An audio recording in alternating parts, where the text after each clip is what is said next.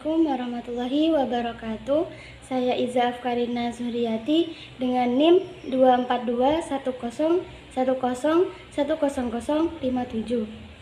Video ini untuk memenuhi tugas Pancasila yang diampu oleh Bapak Bahrul Munib, SHI, MPDI. Saya akan menjelaskan Pancasila sebagai ideologi dan perjanjian luhur bangsa Indonesia. Saya memiliki latar belakang, yaitu Pancasila merupakan ideologi dan konsensus luhur bangsa Indonesia serta mempunyai peranan sentral dalam kehidupan berbangsa dan bernegara. Sebagai sebuah ideologi, Pancasila memadukan keberagaman masyarakat Indonesia, membentuk jati diri bangsa, dan menjadi pedoman hidup sehari-hari sebagai suatu konsensus yang mulia. Pancasila dibebaskan dari sosial budaya negara dan menjadi landasan negara, dilestarikan dan diamalkan oleh seluruh bangsa Indonesia. Pancasila diresmikan pada tanggal 18 Agustus 1945 oleh PPKI dengan disahkannya UUD 1945 yang menandai kesepakatan nasional yang final dan abadi. Pancasila sendiri terdiri dari 5 sila yang mencerminkan nilai-nilai luhur, yaitu keimanan kepada Tuhan Yang Maha Esa, kemanusiaan yang adil dan beradab, persatuan Indonesia, kerakyatan yang dipimpin oleh hikmat, kebijaksanaan dalam permusyawaratan perwakilan, dan keadilan sosial bagi seluruh rakyat Indonesia. Inilah Pancasila ini adalah ideologi yang adil. Ini juga merupakan perjanjian yang mewajibkan seluruh rakyat Indonesia untuk mencapai keadilan dan persatuan sosial. Di sini saya mempunyai 5 rumusan masalah, yaitu yang pertama, apa yang dimaksud dengan Pancasila sebagai ideologi negara Indonesia.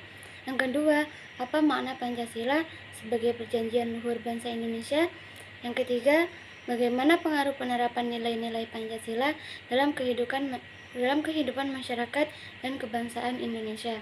Yang keempat, apakah ancaman dan tantangan terhadap ideologi Pancasila? Dan yang terakhir, solusi apa yang dapat mengatasi tantangan tersebut dengan memperkuat posisi Pancasila?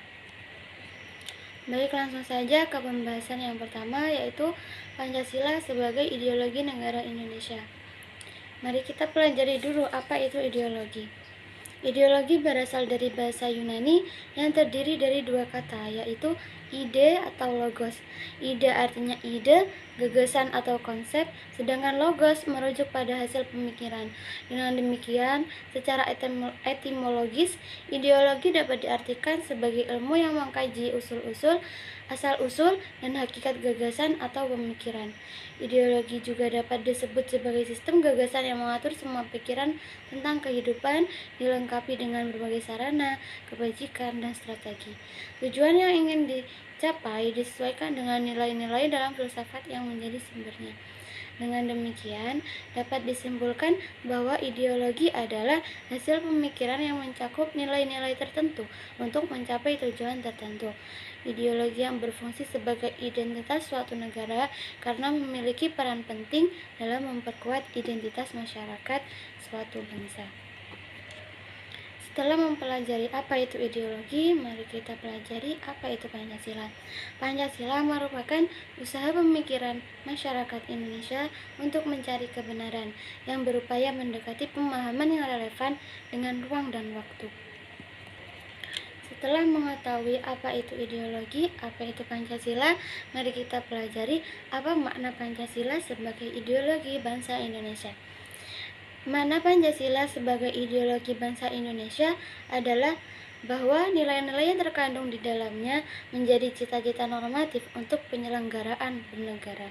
Dengan kata lain, visi dari kehidupan berbangsa dan bernegara di Indonesia adalah tercapainya kehidupan yang berketuhanan, berkemanusiaan, berpersatuan, berkerakyatan, dan jika tidak dikelola dengan baik, dapat mengakibatkan infiltrasi budaya yang tidak terhindarkan, dengan yang berujung pada krisis moralitas bangsa termasuk di Indonesia. Lanjut ke pengertian moralitas, yaitu Perilaku individu dalam menentukan tindakan baik atau buruk dipengaruhi oleh ajaran, lingkungan, dan pola pikir masing-masing. Moralitas antar individu di suatu negara dengan negara lain bisa berbeda, bergantung pada norma dan konteks-konteks masing-masing wilayah. Krisis moralitas terjadi setiap hari, baik di kalangan muda maupun orang dewasa. Salah satu contoh adalah pergaulan bebas yang meluas di kalangan remaja. Banyak yang terpengaruh oleh film atau serial barat yang menampilkan adegan yang tidak pantas, dan mereka meniru perilaku tersebut dengan alasan bahwa itu sudah menjadi hal biasa di luar sana. Ada juga yang memandang budaya Indonesia sebagai kuno dan tidak menarik, padahal hal tersebut bertentangan dengan prinsip moral yang berdasarkan Pancasila. Contoh lainnya adalah maraknya fenomena hedonisme yang menganggap kenikmatan dan kesenangan dunia sebagai tujuan utama hidup. Hal ini menyebabkan meningkatnya kasus-kasus seperti seks bebas, penyalahgunaan narkoba, dan homoseksualitas yang berkontribusi pada degradasi moral bangsa Indonesia. Tadi kan membahas tantangan globalisasi dan moralitas krisis moralitas. Yang kedua yaitu tantangan yang pengalaman nilai-nilai Pancasila. Untuk lebih memahami tantangan yang tadi, mari kita analisis kelima butir sila dalam Pancasila. Yang pertama, ketuhanan yang Maha Esa. Sila pertama menegaskan kewajiban kita sebagai manusia untuk beribadah kepada Tuhan dan menjauhi larangannya. Masyarakat Indonesia diberikan hak dan kebebasan untuk beribadah sesuai dengan kepercayaan masing-masing, tanpa memandang suku, ras, atau latar belakang. Kegiatan keagamaan dan ibadah pada Sang Pencipta merupakan hal fundamental yang penting dalam masyarakat Indonesia, sejalan dengan nilai-nilai luhur Pancasila. Namun kenyataannya, banyak penyimpangan etika dan moral terkait pengamalan sila ini. Penyimpangan ini terjadi akibat masuknya paham-paham budaya luar yang tidak berhasil difilter dengan baik, seperti ateisme dan agnostisisme. Ateisme adalah penolakan filosofi terhadap eksistensi Tuhan, sedangkan agnostisisme meragukan kemampuan untuk mengetahui keberadaan Tuhan. Kedua paham ini bertentangan dengan ideologi bangsa Indonesia. Selain infiltrasi budaya, tantangan dalam mengaktualisasikan sila pertama Pancasila yang juga terlihat dari menurunnya minat masyarakat untuk beribadah, ketidakrelevan metode pengajaran agama di sekolah, serta sikap fanatisme dari kelompok tertentu yang berujung pada tindakan anarkis. Sila yang kedua yaitu kemanusiaan yang adil dan beradab. Praktiknya masih banyak isu dan penyimpangan terkait nilai-nilai kemanusiaan, seperti kasus pembunuhan, pemerkosaan, dan korupsi yang terus terjadi. Hal ini disebabkan oleh krisis moralitas dan keimanan yang mengakibatkan hilangnya pedoman hidup, di mana manusia mencari pembenaran sesuai keinginan mereka sendiri. Selain itu, munculnya paham hedonisme yang menjadikan kebahagiaan menjadi tujuan utama hidup, menciptakan persepsi yang salah, di mana individu hanya peduli pada diri sendiri dan mengabaikan hukum alam, kemanusiaan, serta hukum negara.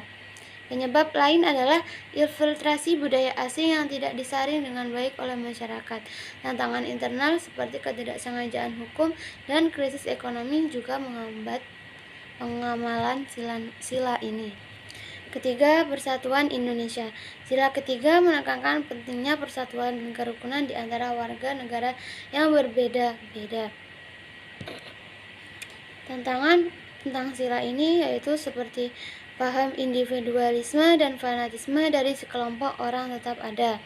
Krisis kemanusiaan, seperti yang disebutkan pada poin kedua, juga berkontribusi pada perpecahan. Akibatnya banyak kasus seperti tawuran antar kelompok, penghasutan, dan diskriminasi etnis terjadi. Keempat, kerakyatan yang dipimpin oleh hikmat kebijaksanaan dalam permusyawaratan perwakilan. Sila keempat mengandung makna demokrasi, di mana pemerintah berasal dari rakyat dan untuk rakyat. Tantangan dalam sila ini yaitu politik uang dan praktik korupsi yang tidak transparan. Pengaruh globalisasi membuka peluang bagi oknum untuk memanipulasi keadaan dengan dalih kesejahteraan rakyat. Krisis moralitas dan kemanusiaan menyebabkan banyak orang bertindak semena-mena demi kepentingan pribadi. Selain itu, lunturnya nilai demokrasi membuat sebagian orang enggan bersikap jujur karena rasa takut dan ketidakadilan.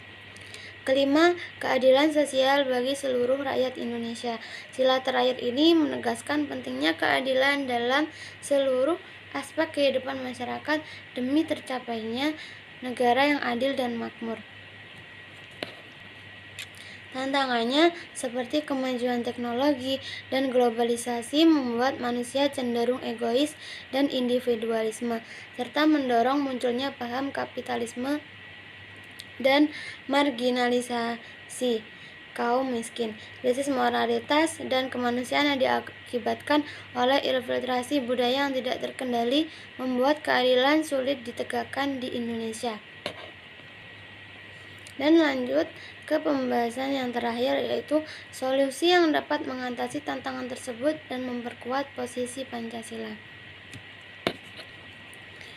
Di era globalisasi saat ini, Pancasila sangat diperlukan sebagai batasan untuk menentukan budaya-budaya yang sebaiknya diterima dan tidak perlu diterapkan. Pemulihan dan penerapan nilai-nilai Pancasila yang berkaitan erat dengan sikap moral dan perilaku masyarakat Indonesia. Untuk pemulihan nilai-nilai tersebut dibutuhkan pemahaman tentang bagaimana Pancasila dapat diterapkan dalam norma-norma sosial serta kondisi yang mendukung implementasinya, seperti sikap warga negara dan manifestasi nilai-nilai Pancasila dalam kehidupan sehari-hari. Kondisi moral bangsa Indonesia saat ini dapat terlihat melalui perilaku masyarakat. Frans Magnus Suseno mengemukakan 5 pedoman etika Pancasila yang mudah dipahami. Antara lain, yang pertama, menghindari tekanan. 2. Mengutamakan nilai kemanusiaan dalam setiap tindakan. Yang ketiga, mengedepankan perjuangan dan persatuan. Yang keempat, mewujudkan demokrasi sesuai harapan bersama. Dan yang kelima, mengurangi kesenjangan dalam kehidupan agar bisa hidup secara manusiawi. Pemulihan nilai-nilai Pancasila dapat dilakukan dengan menggali kembali nilai-nilai tersebut dengan memperhatikan rasionalitas dan mengaktualisasikan Pancasila dalam menyelesaikan berbagai masalah zaman sekarang. Pancasila sebagai dasar negara bersumber dari nilai moral yang melekat pada jati diri bangsa, mencakup nilai-nilai agama, sosial, dan budaya yang telah mengakar. Aktualisasi nilai-nilai Pancasila dimulai dari kesadaran subjektif dan objektif warga negara. Kesadaran subjektif berarti pelaksanaan nilai-nilai tersebut oleh setiap individu dan warga negara Indonesia. Kesadaran ini penting karena berkaitan dengan sikap sadar, taat, dan kesiapan warga negara untuk mewujudkan moral bangsa sesuai Pancasila. Baik, telah selesai pembahasan saya. Mohon maaf jika ada kekurangan. Wassalamualaikum warahmatullahi wabarakatuh. Sekian, terima kasih. Baik, ke pembahasan yang kedua, yaitu apa makna Pancasila sebagai perjanjian luhur bangsa Indonesia. Perjanjian luhur bangsa Indonesia adalah perjanjian yang maka dari itu mengandung nilai-nilai yang dianggap penting oleh para pihak. Kesepakatan luhur cenderung bersifat universal dan mengikat semua pihak yang terlibat. Pancasila sebagai perjanjian mulia. Pancasila dianggap sebagai perjanjian mulia dengan negara Indonesia. Hal ini dikarenakan Pancasila lahir dari sosial budaya bangsa Indonesia sendiri dan diakui oleh seluruh bangsa Indonesia sebagai bagian dari bangsa yang wajib diamalkan dan dipelihara. Pancasila merupakan pejabat dan pedoman hidup bangsa Indonesia dan bernegara seluruh rakyat Indonesia. Pancasila terdiri dari 5 prinsip. Yang pertama, keimanan kepada Tuhan Yang Maha Esa. Yang kedua, kemanusiaan yang adil dan beradab, yang ketiga persatuan Indonesia, yang keempat kerakyatan yang berpedoman pada kebijaksanaan dalam permusyawaratan dan perwakilan, yang kelima keadilan sosial bagi seluruh rakyat Indonesia. Pancasila sebagai perjanjian mulia disetujui pada tanggal 18 Agustus 1945. Pancasila disahkan sebagai yayasan nasional oleh Panitia Persiapan Kemerdekaan Indonesia, yaitu PPKI, yang mewakili seluruh rakyat Indonesia.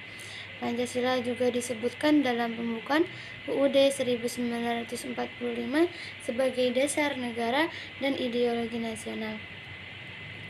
Perjanjian Luhur Bangsa Indonesia juga mempunyai beberapa fungsi, yaitu sebagai berikut.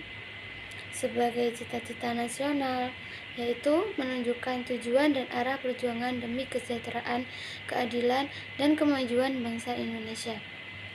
Sebagai sumber ketertiban hukum, khususnya sebagai wujud landasan normatif dan filosofis administrasi dan hukum nasional di Indonesia, menghadirkan filsafat hidup dan nilai-nilai yang mampu memadukan keberagaman suku, agama, budaya, dan daerah Indonesia sebagai falsafah pemersatu bangsa. Baik, langsung ke pembahasan yang ketiga, yaitu pengaruh penerapan nilai-nilai Pancasila dalam kehidupan masyarakat dan kebangsaan Indonesia. Dimulai dari sila yang pertama, yaitu ketuhanan yang Maha Esa. Dengan mencintai dan merawat tanaman, seperti menjaga kebersihan setiap saat, dalam Islam sudah ditegaskan bahwa Allah tidak menyukai orang-orang yang membuat kerusakan di muka bumi. Namun Dia ridho terhadap orang-orang yang selalu bertakwa dan selalu berbuat baik. Lingkungan hidup Indonesia yang dianugerahkan Tuhan Yang Maha Esa kepada bangsa Indonesia merupakan anugerah dan rahmat Tuhan yang harus dipelihara dan dikembangkan kemampuannya agar tetap menjadi tumpuan dan penopang kehidupan masyarakat itu terjadi. Bisa juga menyasar masyarakat, WNI, dan makhluk hidup lainnya dengan tujuan melanjutkan dan meningkatkan kualitas hidup itu sendiri. Sila yang kedua, yaitu kemanusiaan yang adil dan beradab. Dengan pengakuan terhadap harkat dan martabat manusia serta adanya seluruh hak dan kewajiban asasi manusia, dapatkah diwujudkan dalam penerapan, pengalaman, atau penerapan perintah-perintah tersebut dalam kehidupan sehari-hari, yaitu dalam bentuk penghormatan terhadap hak setiap orang atas lingkungan hidup yang baik dan sehat. Hak setiap orang untuk menerima informasi lingkungan hidup tentang peranan dalam pengelolaan lingkungan hidup, termasuk hak setiap orang untuk ikut serta dalam pengelolaan lingkungan hidup sesuai dengan ketentuan hukum yang berlaku. Dalam hal ini, banyak hal yang bisa dilakukan masyarakat untuk menerapkan prinsip tersebut. Misalnya saja, mengendalikan polusi udara dan memastikan udara yang kita hidup itu tetap nyaman, menjaga kelestarian tanaman sekitarnya, mengadakan kampanye penghijauan. Sila yang ketiga, yaitu persatuan Indonesia. Dengan melakukan inventarisasi tata nilai tradisional yang harus selalu diperhitungkan di setiap pengambilan kebijaksanaan dan pengambilan pembangunan lingkungan di daerah, dan mengembangkannya melalui pendidikan dan latihan serta penerangan dan penyuluhan dalam mengenalkan nilai-nilai adat dan agama yang mendorong perilaku manusia dalam menjaga sumber daya dan lingkungan hidup. Sila yang keempat, yaitu nilai kerakyatan terdapat dalam prinsip-prinsip kerakyatan dan berpedoman pada kebijaksanaan dalam permusyawaratan perwakilan. Dalam hal ini, kita perlu mempertimbangkan beberapa hal, yaitu mengenali, memperluas, mengembangkan, dan meningkatkan kesadaran dan tanggung jawab para pengambil keputusan dalam pengelolaan lingkungan hidup, mewujudkan, memperluas, mengembangkan, dan meningkatkan kesadaran akan hak dan tanggung jawab masyarakat dalam pengelolaan hidup, memungkinkan memperluas, mengembangkan, dan meningkatkan kemitraan masyarakat, dunia usaha, dan pemerintah untuk menjaga kelestarian dan kinerja lingkungan hidup. Sila yang terakhir atau yang kelima yaitu keadilan sosial bagi seluruh rakyat Indonesia yang mencakup nilai-nilai keadilan sosial. Dalam hal ini, aspek-aspek berikut harus dipertimbangkan. Penerapan asas ini antara lain dapat ditemukan dalam ketentuan undang-undang tentang masalah lingkungan hidup. Misalnya saja, ketetapan MPR RI nomor 4 atau MPR tahun 1999 tentang Garis Besar Kebijakan Nasional (GBHN) yang mengatur aspek pengelolaan lingkungan hidup dan pemanfaatan sumber daya alam. Lanjut ke pembahasan yang keempat, yaitu tantangan yang dihadapi ideologi Pancasila. Salah satunya yaitu globalisasi dan krisis moralitas. Globalisasi dan krisis moralitas yang terjadi di Indonesia saat ini telah membawa perubahan signifikasi dalam tatanan peradaban dunia. Dinamika antara unsur lokal dan global dalam suatu negara kini semakin kabur, bahkan saling mempengaruhi untuk menarik perhatian masyarakat.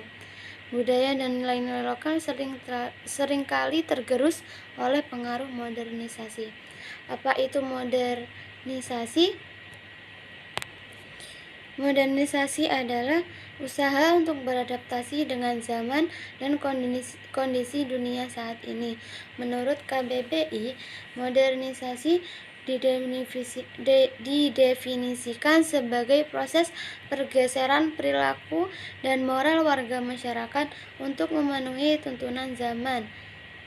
Dari kedua pengertian tersebut dapat disimpulkan bahwa modernisasi adalah peralihan dari kehidupan yang bersifat lokal menuju global. Modernisasi dan globalisasi saling berkaitan. Istilah globalisasi berasal dari global, yang berarti universal. Praktiknya, baik globalisasi maupun modernisasi mengubah cara hidup individu dari suatu negara menjadi lebih terbuka terhadap dunia luar. Globalisasi juga menimbulkan dampak negatif yang tidak bisa diabaikan, meskipun juga membawa dampak positif dalam pengembangan ilmu, pengetahuan, dan teknologi. Dampak negatif yang tidak bisa diabaikan karena globalisasi bagaikan pedang bermata dua, di mana jika tidak dikelola dengan baik dapat mengakibatkan infiltrasi budaya yang tidak terhindarkan, dengan yang berujung pada